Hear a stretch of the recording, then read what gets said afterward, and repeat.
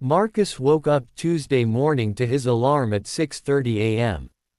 He'd slept maybe 2 hours. Patricia Mitchell's face kept appearing every time he closed his eyes. Smiling in that obituary photo. A good person. A teacher. Gone. He showered. Dressed. Forced down toast and coffee that tasted like ash. Raymond Foster. Today's meeting. The man Marcus had detained outside his own home in March 2021. Made him prove he lived there. Treated him like an intruder in his own life. Marcus arrived at the FBI building at 8:15 a.m. Agent Foster was waiting. "You look terrible," she said. "I feel worse. Did you sleep?" "No." She handed him another protein bar. "Eat. And read." Raymond Foster is different from Darren Mitchell. He's angrier. Less willing to listen. He almost didn't come today. So if he walks out, let him. Don't chase him. Don't beg. Just let him have his power back. Okay. They rode the elevator up. Same conference room. Through the window, Marcus could see him. Raymond Foster. 43 years old. IT consultant. Homeowner. Family man. And the man Marcus had humiliated on his own front lawn while his neighbors watched.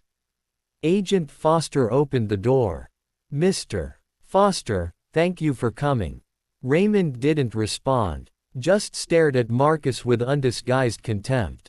"I'll be outside," Agent Foster said, leaving them alone. The silence was different this time. Not heavy like with Darren. This was sharp. Cutting. Dangerous. "You got a lot of nerve asking me to come here," Raymond finally said.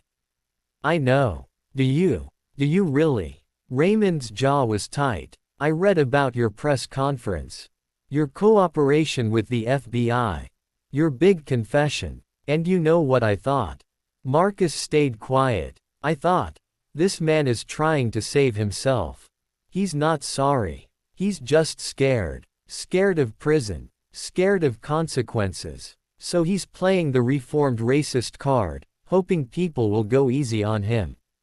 "Maybe you're right." Raymond blinked. Hadn't expected agreement. "Maybe I am trying to save myself," Marcus continued. "Maybe part of me is doing this out of fear. But that doesn't make what I did to you any less wrong. And it doesn't mean I shouldn't face you." "Face me?" Raymond laughed bitterly. "You want to face me? Okay. Let's start with this. You remember what you said to me that night?" Marcus did. God, he did. I said, prove you live here. Show me ID. Show me a utility bill. Show me something that proves this house is yours.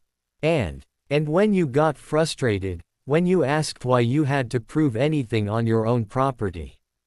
I said, Marcus's voice dropped. I said, because I don't believe you. Raymond stood up abruptly. Started pacing like a caged animal. March 18, 2021. 9:47 p.m. I'd just gotten home from a business trip.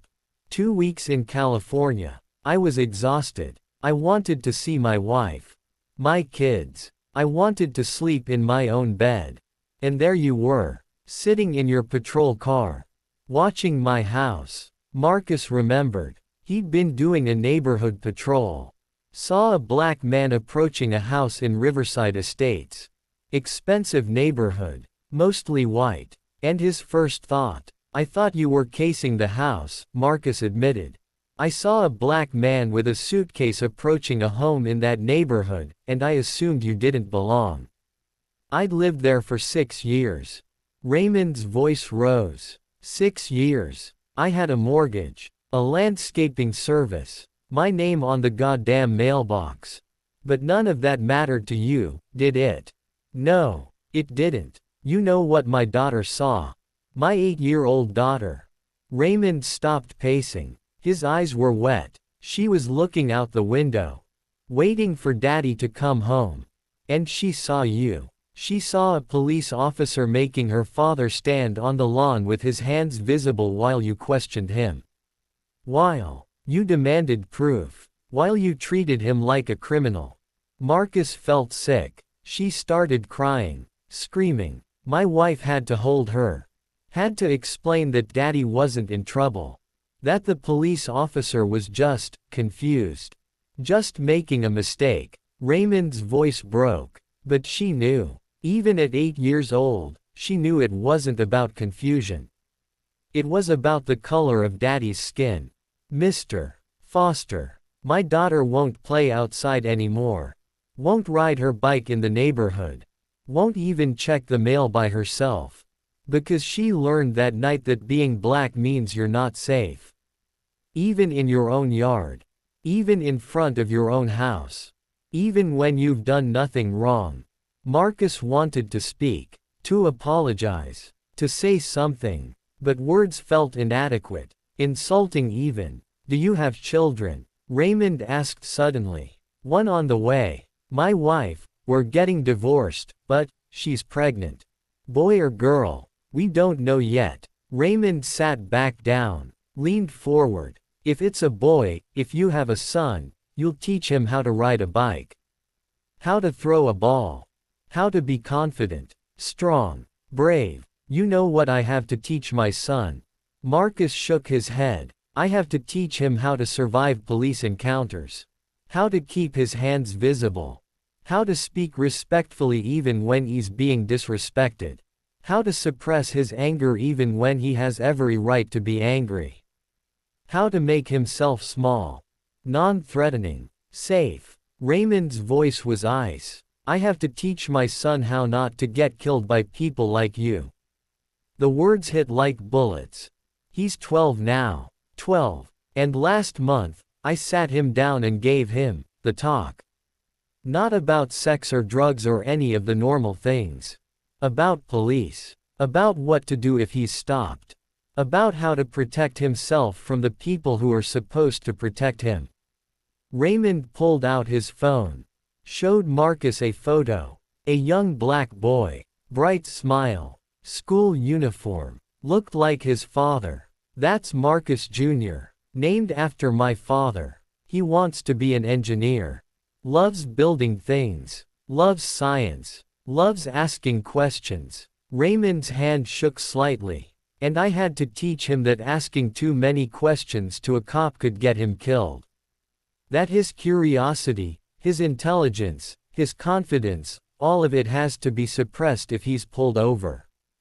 Because cops like you see a confident black kid and think, threat. Think, criminal. Think, dangerous. Marcus stared at the photo. The boy looked so much like Darren Mitchell must have looked at that age. Full of potential. Full of future. I'm sorry, Marcus said. It's not enough. It'll never be enough. But I'm sorry. For what I did to you. For what I taught your daughter to fear. For what you had to teach your son. For all of it. Sorry doesn't fix anything. I know. Sorry doesn't give my daughter back her sense of safety. Doesn't give my son back his childhood innocence. Doesn't give me back the respect I should have had in my own neighborhood. I know. Raymond put his phone away. You want to know what happened after that night? After you finally left? Marcus nodded. I filed a complaint. Detailed. Specific. Names. Badge numbers. Everything. I wrote 4 pages about what you did. How you made me feel. How it affected my family. He paused. You know what happened to it? Marcus had a sinking feeling he knew. Nothing. Absolutely nothing. I got a form letter 3 weeks later saying the complaint had been reviewed and no policy violations were found. No policy violations. You detained a man on his own property for no reason, and the department said that was fine. Within policy. Standard procedure. That's how the system protected me, Marcus said quietly. That's how it always protected me. Complaints disappeared, or got minimized, or were blamed on the complainant being uncooperative. And you knew this was happening. Yes, I knew. And you said nothing, did nothing, just kept doing the same thing to other people. Yes. Raymond stood up. I don't accept your apology. I don't forgive you. And I don't believe you've really changed. I think you're doing what you have to do to save your own skin. You might be right. But, Raymond paused at the door. But if you are genuine, if this isn't just an act, then you need to do more than testify. More than cooperate. You need to make sure what happened to me, what happened to Darren Mitchell, what happened to Dr. Thompson and all the others. You need to make sure it never happens again. How? That's for you to figure out. But here's a start. When you're working with the FBI, when you're exposing the culture, don't just talk about the obvious racists. Talk about the good cops, too. The ones who saw what people like you were doing and said nothing. The ones who heard the racist jokes and laughed. The ones who covered for bad cops because of the thin blue line. He opened the door. Those cops are just as guilty as you. Maybe more. Because they knew better and chose silence. So if you really want to make this right. Raymond looked back one last time. Expose them all. Every single one. He walked out. Marcus sat there. Alone. Again. 2 meetings down. 17 to go. 2 families damaged. 2 lives forever changed. 2 stories that would haunt him. Agent Foster came in. You okay? He's right. About everything. The good cops who stay silent are just as guilty. So what are you going to do about it? Marcus pulled out his phone. Started typing names. Officers he'd worked with. Supervisors. Training officers. The ones who'd seen him profile. Seen him escalate. Seen him cross lines. And said nothing. Lieutenant Davis. Who'd dismissed complaints. Sergeant Williams. Who'd taught him to trust his gut about certain neighborhoods. Officer Torres. Who'd witnessed his stops and never questioned them. Officer Jenkins. Who'd laughed at his racist jokes in the locker room. The list grew. 20 names. 30. 40. These are all people who enabled me, Marcus said. Who knew what I was doing and let it happen. They need to be held accountable too. Agent Foster looked at the list. You know what this means. You're not just burning down the bad cops. You're burning down the entire culture. Everyone who protected it. Good. They'll hate you. More than they already do. You'll be a pariah. An outcast. The ultimate traitor. I already am those things. Might as well make it count. Agent Foster nodded slowly. Okay. But Reed, once you do this, once you name all these names, there's no going back. You'll have nowhere to go. No one to turn to. You'll be completely alone. Marcus thought about Darren Mitchell's mother. About Raymond Foster's daughter. About Marcus Jr. having to learn how to survive police encounters at 12 years old. I'm already alone, Marcus said. And that's exactly what I deserve. He sent the list to Agent Foster's email. 43 names. 43 cops who'd enabled his racism through their silence. Their complicity. Their choice to look away. Evil doesn't just come from the people who do wrong. It comes from the people who see wrong and choose to protect it. Agent Foster looked at her phone. At the list. At the names of cops she probably knew. Had worked with. Had trusted. This is going